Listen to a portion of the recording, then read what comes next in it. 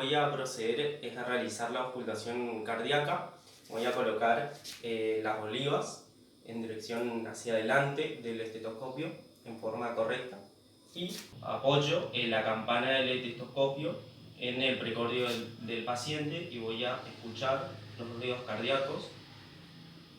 Ahora estoy escuchando el primer ruido cardíaco, que va a corresponder al cierre de las válvulas auriculoventriculares y a la apertura de las válvulas sigmoides, ocasionando la sístole ventricular. Y el segundo ruido cardíaco va a corresponder al cierre de las válvulas sigmoides y a la apertura de las válvulas auriculoventriculares, que van a corresponder a la diástole ventricular.